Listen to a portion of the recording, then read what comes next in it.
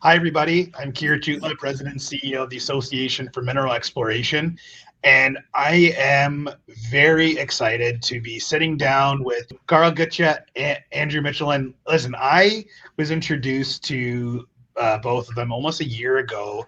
And when I saw the platform that they were putting together, I was blown away. And the reason why is I think that there is such a necessity in not only mineral exploration and mining, but natural resources for an investment is good, consolidated data that is presentable, that can connect the dots on what explorers are looking for, what investors are looking for, what First Nations are looking for.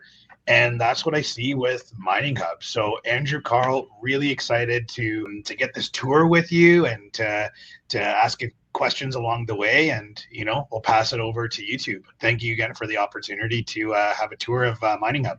Yeah, you're most welcome. And I mean, we can do a little screen share at the same time. But I mean, even just before jumping into that, background on Andrew myself, so I come from the mining space my whole career. A lot of time spent up in Nunavut. I was about 12 years boots on the ground up there. But then eventually graduated more into the corporate dev, IR role and GIS based land management. And so, amidst my career, I really struggled with a lot of understanding what was going on, not only in the market, but just out there as far as activities. And it's because there's so much happening, right? So that's a lot of what we are trying to address here. And we brought our own points into it from our experience. And then Andrew, go ahead. Yeah, myself, geo by trade, most recently VPX of Evergold Corp. I spent a lot of time in BC, the Golden Triangle particularly, as well as the Yukon.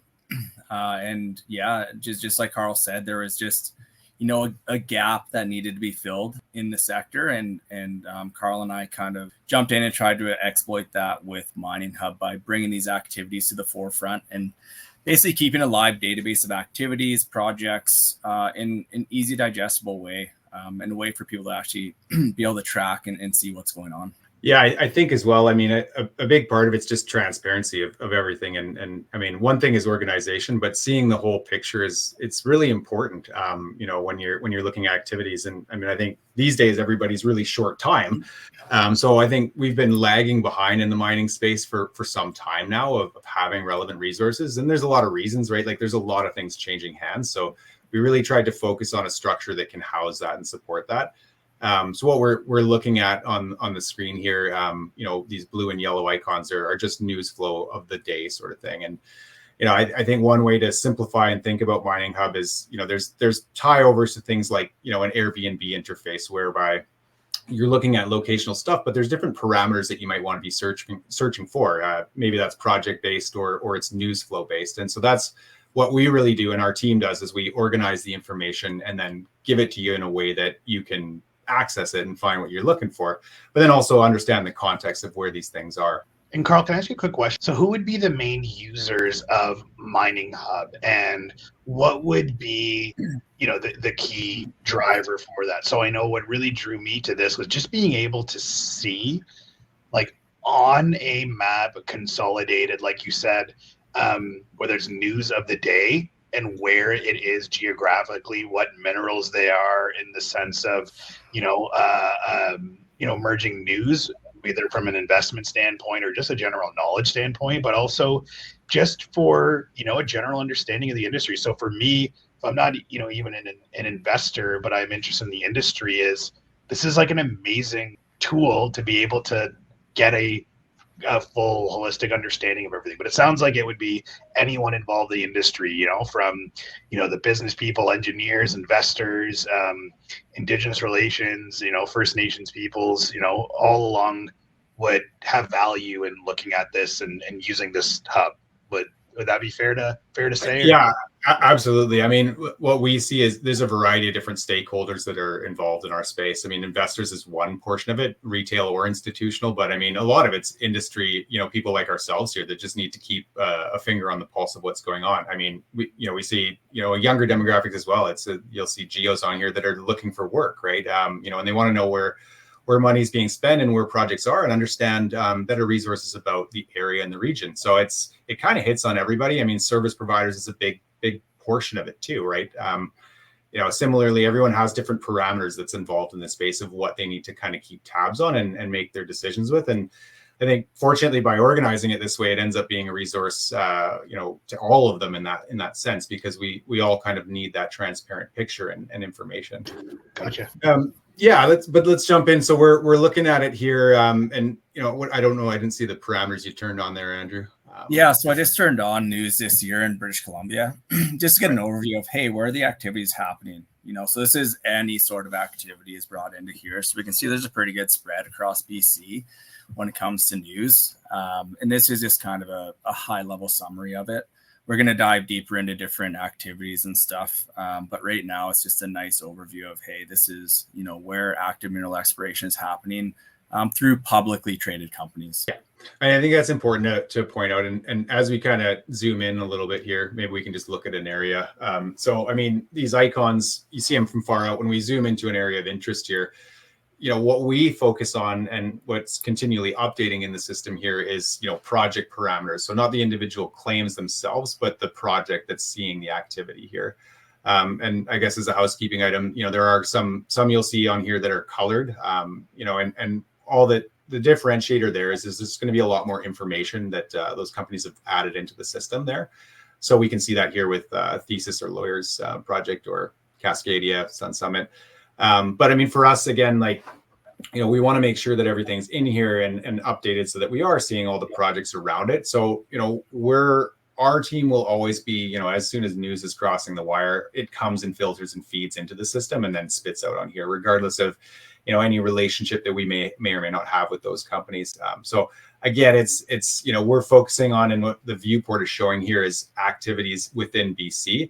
And we're always adding projects and changing things. I mean, it's amazing how many projects change hands on the day-to-day, publicly, right? So that's what this system is really powerful for, I think, is seeing what's active, where these things are. But we can further, as I said, it's all organized. So we're looking at news in general, but we can filter through here and say, okay, well, which ones are, related to financings, whereby, a company announced a financing. So which projects are, predominantly going to be seeing exploration work here, right? And which ones have plans for that sort of thing. Now, it might be that, there's more, some of the financing might be going to other locations as well, depending on their asset portfolio. But for the most part, I mean, we're always going to be tying this to the primary, the flagship that is going to see the majority of that. So it's a good way to see it in that way, right? And again, there's a lot of context and implications if somebody's doing a big financing and announcing a lot of work on, the other players in the region around it. A lot of impacts. And financing's one, but there's a lot of other types of information, that we could be looking at as well. So filter it as we will here, but we can see some of this in other ways too, like looking at drilling results. So I think just cutting in, Carl, for Keerit, what are the activities that you're really following on the day to day? Is it just kind of everything that's going on, or is there anything in particular? Like, are you more interested in the financings, the financials? How are the mining companies doing? Stuff like that, or what's really what kind of what would be a use case for you? Yeah, I think what would be, look at it from a number of different lenses. Is I think one of the things that I think is incredible about this hub is truly just in a user-friendly way, it's showing clearly the activity in mineral exploration and mining, as well as the capital and the types of minerals that are being, focused on. So from a educational standpoint, right, after October 29th, there'll be, there's an election, there's going to be a new, different faces and folks in government. And what I'd love to show them and say, hey, if you want to get also an understanding of just how comprehensive, how capital intensive, how key mineral exploration and mining is to our economy, you can be able to see this here, right? And I think that's one case. It's just from that general knowledge perspective, but also from an activity perspective is to be able to show and talk to investors to say, if you want a good profile to understand what's going on in BC and the activity and great opportunities that exist. Here's how you can do it. So let's say if I was, and then I talked to a great delegation that came in from Saudi Arabia earlier this week. If someone was really interested on, investing in BC, how could they then start doing it through this tool? So let's say if they wanted to invest in a copper project, or how would they go about that? Yeah, there's a couple ways to do it. The way that I prefer to do it is using the news, as the news is always active. There's a lot of projects in BC that may be inactive. They're pipeline projects held by different public mining companies or private companies, prospectors. So we just want to ensure that we're hitting on the active projects that are seeing the most work. That being said, it's nice. Well. Yeah. Sorry. So when you say and not saying I am an investor novice or anything, but hypothetically, if I were speaking as a layperson, then when you refer to the news, is the way that different people in the investment community or in natural resources will see or know that there is a really interesting project or IPO or discovery, will be through the news sources, whether that's different periodicals or websites or newspapers or whatever. But what you guys have done is you've consolidated that into this hub, aka the dancing yellow icon. Yeah, so there's a couple ways. So we have, obviously news is an important way to do it. And, a lot of discoveries, a lot of share price movement is based upon, draw results. It can also be exploration results if, something extremely exciting has been found, or an M&A activity, or someone picks up a project or something like that. Those are what really moves the needle. The way that we can track them on our system, obviously news is key. But we've also brought in share price movement based upon activities. So what we're looking at here is today's price movement. So Omega, they're up 19% today, based on staking claims around, their GIC copper gold target, up here in the 2 to gone. So what we can also do is we can look back and say, hey, you know what? I want to check out the past 30 days and see what's happening in BC and where the price movements are. So if we come in here and we say, oh my goodness, Sun Summit up 67%, what happened? Well, it's they released press drill results this morning as well as last week.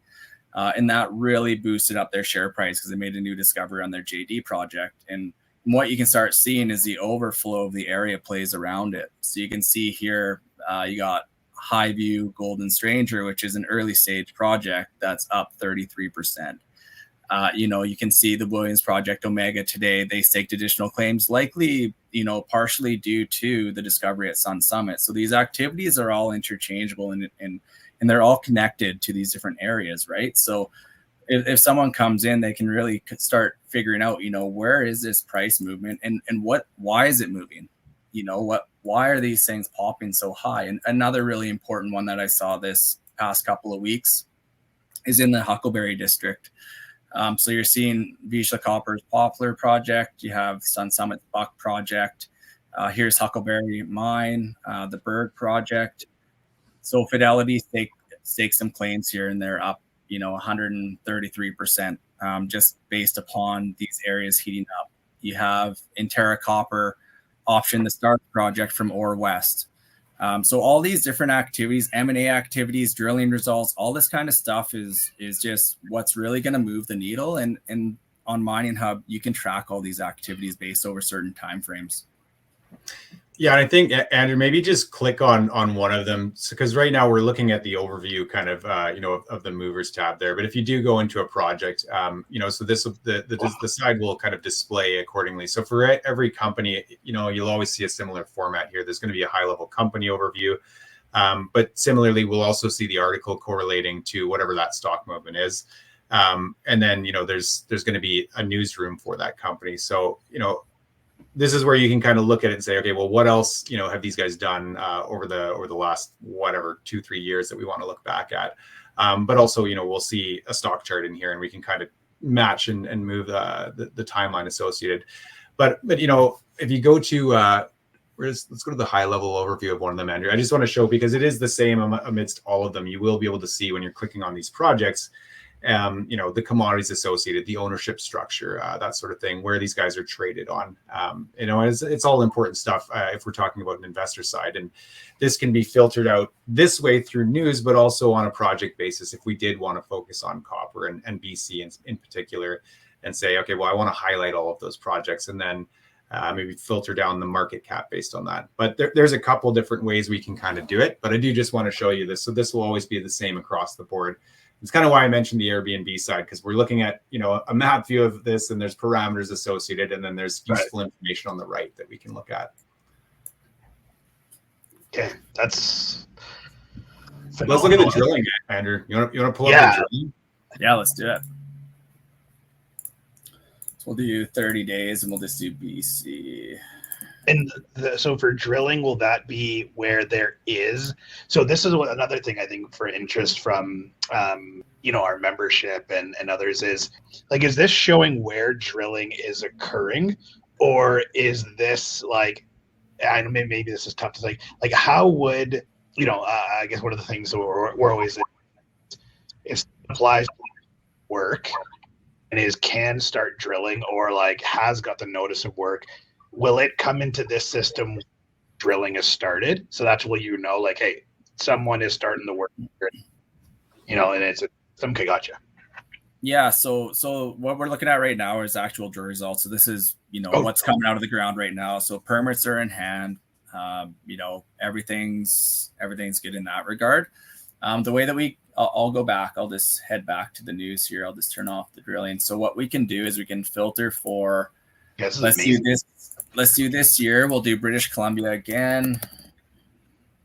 And then this is incredible, guys. So you can truly have a full provincial profile in real time, or in the last, window of what is the mineral potential, in live data in the province, in different drill results and settings, which is amazing. Yeah, that's right. And what we're looking at now is any press release that has either drilling commenced or they're speaking to drilling permits. So they're either working on getting a drill permit, they submitted their notice of work, or they're commencing. So I kind of buttoned it up to 2, but we can just tag it down to drilling commenced. So this is drilling commenced this year. So we can see exactly where these projects are being drilled.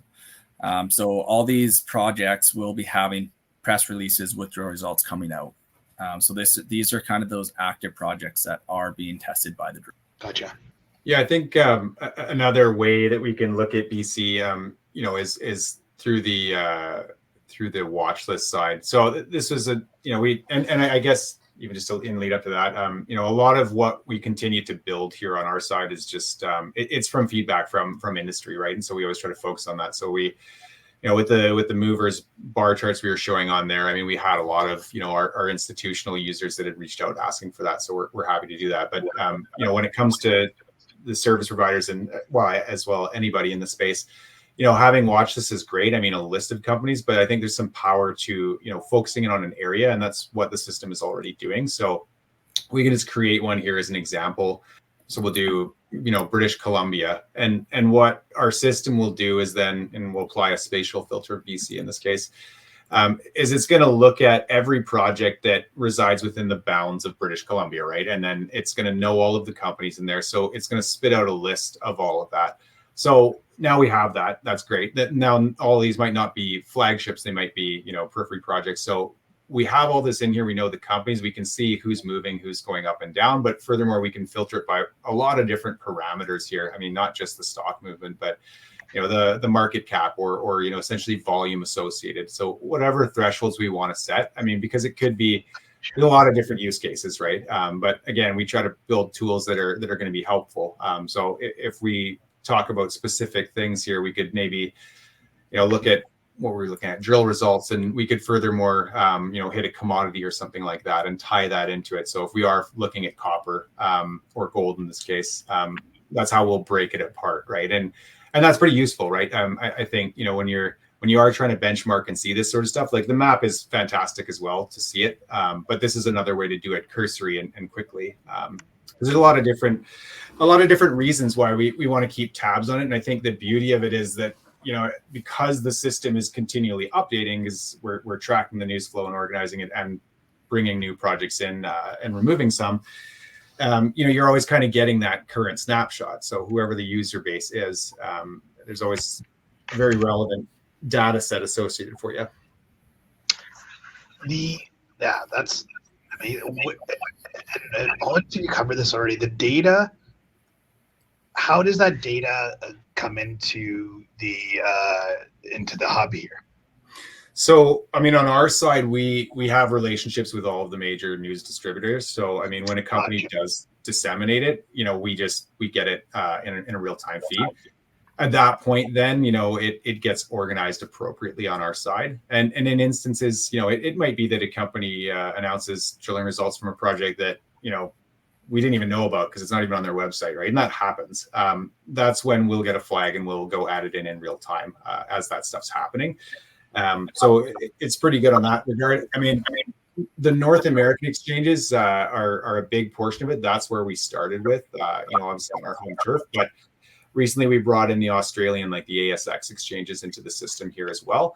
And it's interesting to look at it over time. And, if we filter back in time, you'll see those over a certain area. So like, some investors are just Australian based, but a lot of them are on our side are North American. But again, you can kind of see that sort of stuff. So the red ones here is Australian companies that have assets here. And often, not huge in BC, but a lot of parts of Canada, and globally are hit by these Aussie companies.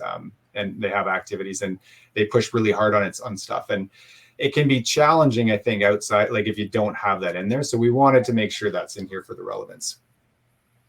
Right. Okay. It's incredible how comprehensive this is, and and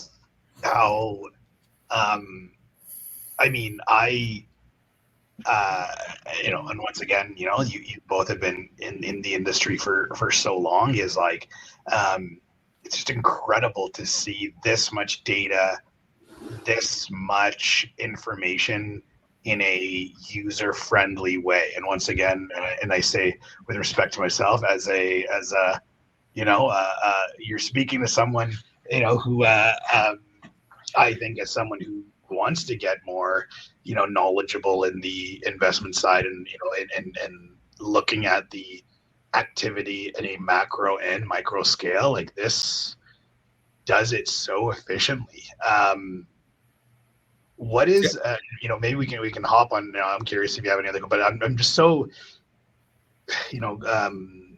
impressed, but also wanted to keep curious, is like, what was the key motivation and driver to build this out, right? Like, I haven't seen anything like this before.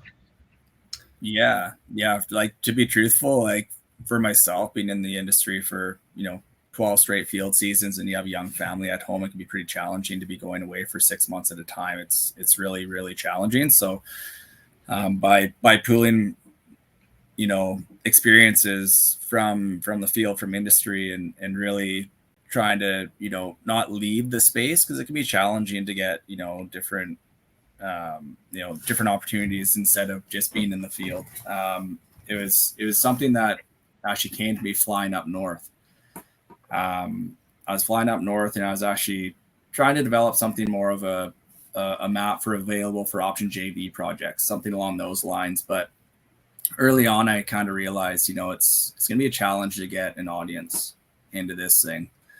So what's different? What isn't out there? And what it was news by location. There wasn't a good way of actually tracking these activities. So it really came down to a lifestyle change, utilizing the knowledge that we've gained in industry. And then, along the way, I met Carl, and Carl was, had a similar idea.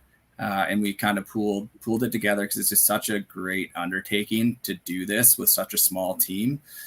We just have to be really innovative and really smart with our time, and we've been able to keep going and keep developing and keep building, and it just keeps getting better and better. And it's only the beginning, truthfully. So we're excited.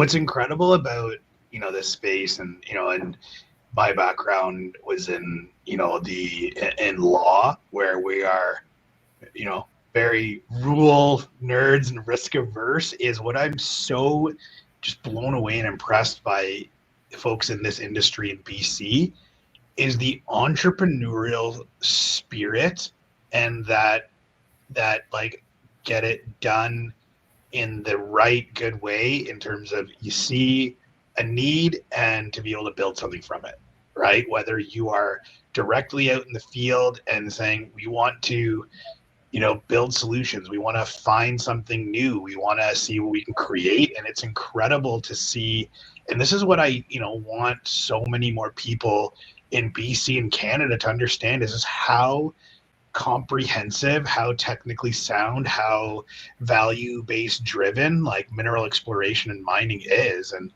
guys like you who are, you just outlined, are passionate in the industry, and you're providing much needed solutions for your peers. I can imagine just like the feedback has been phenomenal. I know I've heard it from many other people, in terms of just you being able to showcase this stuff for other really hardworking entrepreneurs, right? Like a key thing we've been always telling people across BC and Canada who don't know too much about mining, is just how diverse it is, right? Like, you don't get mines without mineral exploration, and mineral exploration is data driven, and you needing that investment, and you've tied all these things together. So, what are, I'm sure many of your peers are very appreciative of this tool up here. But yeah, what's that feedback been like? What's it been like just during the year and seeing it advance to where it is now? I think it's been really good. It's been really positive. And I mean, even just backing up, towards kind of creating it, I think it's just because we've really, we've needed it. We've recognized the need for it. But one of those big pieces too is that, if you think about the investment community in mining, the current state of the, global reserves and resources, I think none of us in mining are saying that, hey, we're there's so much out here. Like, we all know what the future problems are going to hold, right? And the typical bar to understanding what's going on out there is really high, right? And you see in the investment community that's involved in mining. And so I think that was a big driver for us, is saying, okay, well, how can we help support the industry? How can we help support every part of it? And the answer is really just, giving them better tools, supporting them with educational resources and tools at the end of the day, so that, collectively we're all working smarter, we're all working more efficiently, and we're driving more exploration and meeting the demands we kind of need to meet in future here. That wasn't your question. What was your question? Well, I was going to say, on behalf of AME, you have solved many of the things that we've been trying to do. So I appreciate that. But... Well, good. Yeah. The feedback's been good, though. No, I think it's been good, overall. Andy, I don't know if you want to chime into anything specific, but no, it's just always great getting an email with people saying how appreciative they are of the daily email that we send out every day, because it's just so helpful to break down the different activities where they're happening, a bit of benchmarking with drill results. If there's, discoveries being made, they're kind of first to know. So just, having that available to them is just, it's super rewarding to hear that. And just hearing the feedback of what the pain points are and what they need. And that's every different person from the industry, if it's a service provider, if it's a C-suite exec, if it's a geologist on the ground. We're always trying to build this as efficiently as we can to meet the needs of industry and our sector. So as Carl was saying, so we can meet the demands and we can meet them, environmentally effectively and ensure that we are painted a transparent picture, so that things that are happening, people are aware of. And we're not flying under the radar doing things that we shouldn't be doing. It's all here. And that's a big part of why we built this, was for that transparency of information. Mm-hmm. That's like it's spot on. The key thing I keep hearing on all areas, access to capital, investment, regulatory certainty, everything is just predictability, certainty, and transparency. And once again, me and my board really thank you, because I was able to reply, "See Mining Hub" for that key delivery. Thank you. But no, I think jokes aside is, I am not only just impressed, but I'm just really proud, right? Like this is where truly we have this incredible talent in BC for all of these different items, right? Like this is, mining isn't just, the folks out there who are in the mines. It is the entire ecosystem and community that drive it, that can make BC and Canada, that natural resource powerhouse, to do it in that, reconciliation centric and sustainable way. And it is innovation like this that is going to get us there. So I'm just really appreciative and proud that, you've done this work and sharing, it with AME members, and are an example of that for, I think, the next generation of folks coming in. This is how we build these innovative solutions in this industry. It's guys like, you two, and I'm just excited to showcase this at Roundup and for many others. So yeah, just well done. And, I'm just kind of thinking about who, I feel like Mining Hub is something that is useful for anyone, right? Whether you're seasoned in the industry, you are, you don't know too much about, technology and things like that. It's user friendly. Or if you're an investor, you're a junior who wants to be profiled here, but also if you're a younger university student in business or engineering or anything else, just wanting to learn more about the industry, is how do people who are interested, get a Mining Hub account and, get onboarded and start using it? Yeah, I mean, they can, visit app.mininghub.com, and essentially you can create a free login from there and play around with it at your leisure in that regard. And, we welcome anyone to come in and use it. And, equally, I think you can email us at info@mininghub.com if you do have feedback. We always love hearing it. It's always considered equally. And yeah, I think, as well, we're coming up to AME 2025 here. I'm really excited about that one. It's always one of my favorite shows of the year in my hometown too, which is great. And so we'll be providing you guys with an interactive map of all the exhibiting companies, which will be really cool to check out. It is awesome. Guys, thank you so much. And like I said, thank you for all the innovation and hard work here. And it's truly, I'm just excited to not only showcase Mining Hub, but examples, for you two, as like, this is what that entrepreneurial spirit is and the tangible product is, and to keep inspiring others to do the same. So well done. Thank you. Thanks so much. Yeah, well, thanks so much for your time here. It's great to chat. No, thank you. I think I'm going to start every morning now on Mining Hub now. So Right on.